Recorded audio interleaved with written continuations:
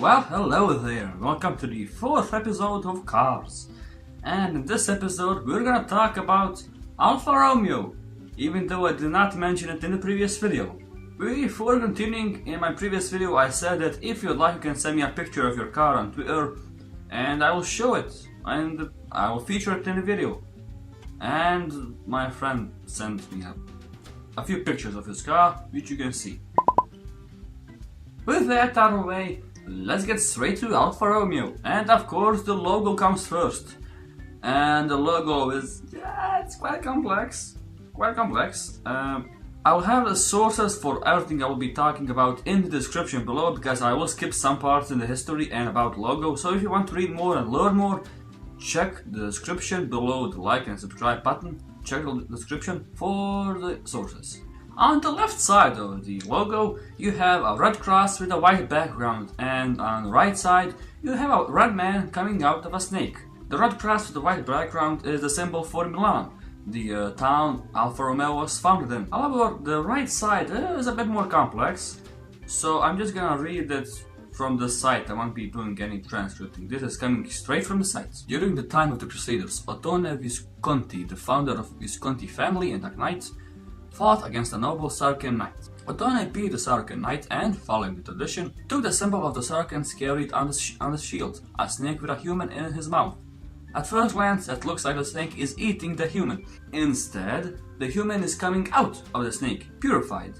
The snake does have a meaning though. The snake is a circular animal. A snake can assume a circular position and is an animal of changing, able to change his skin regularly and totally renew or rebirth himself. Or herself. And the word Alpha also has a meaning. The word Alpha is an acronym for Anonima Lombarda Fabbrica Automobili. I hope I pronounced that right. The word Romeo, Romeo. That word comes from the last name of the intrepid Nicola Romeo. With that out of the way, let's get to the history of Alfa Romeo. I could really use a transition, and an intro and outro. Alfa Romeo, or in the very beginning it was Alfa only, began on 24th of June 1910 in, you guessed it, Milan. It was founded by a group of entrepreneurs and businessmen. They took over the Italian drag car company, which has roots from France, and where they took it over, they named it Anonima Lombarda Fabbrica Automobili, or Alfa. And straight from the beginning they made a really good car, the Alfa 24 HP, which stands for 24 horsepower. It was designed by Giuseppe Morissi. I hope I pronounced that right. The next year, that car almost won the Targa Florio race. It almost won it. It didn't because the driver got temporarily blinded because of mud. Pesky mud. On the very beginning of World War I, in 1914, they introduced a double overhead cam engine that was used in the Grand Prix car. The first road car that used the engine was the 6C1500 in 1928. Yeah, during World War I they made stuff for the military, standard story. In 1919 they made the Torpedo 20-30 HP. It was the first car to be named Alfa Romeo.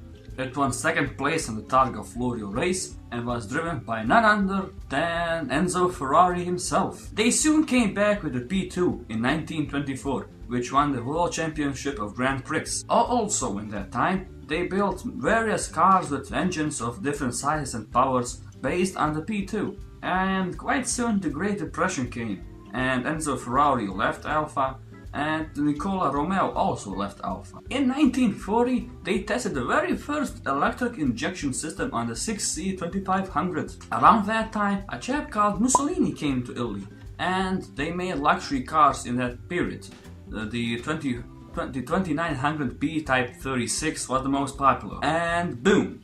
World War II started and they made engines for aeroplanes. In 1951, they started to experiment with the front wheel drive, and that car was supposed to be the Tipo 103, but due to financial issues that didn't happen. Also at that time, the Formula 1 was introduced, and Alfa Romeo quickly jumped to it, and they took an Alfa Romeo 159, put a 1.5 liter engine that produced 420 bhp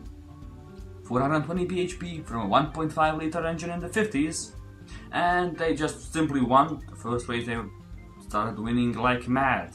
And that's the main reason they quit, they withdrew from Grand Prix. Also in the 50s they shipped 600 cars to US. In the 60s, due to high demand, they really expanded.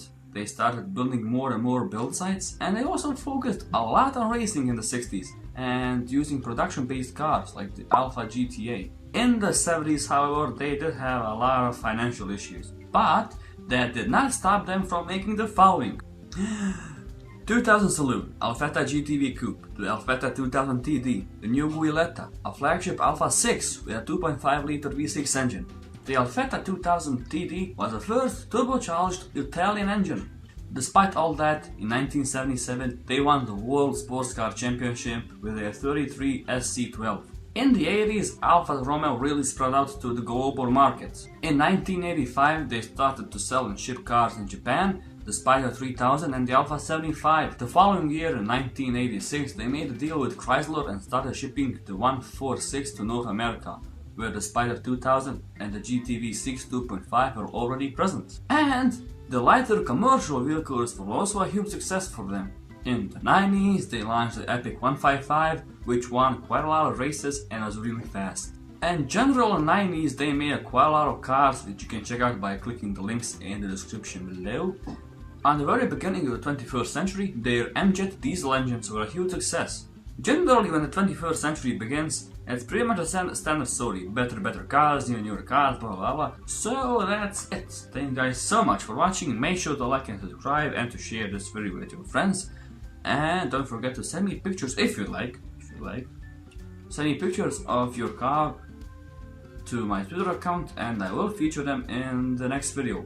Speaking of the next video, Aston Martin is coming up next.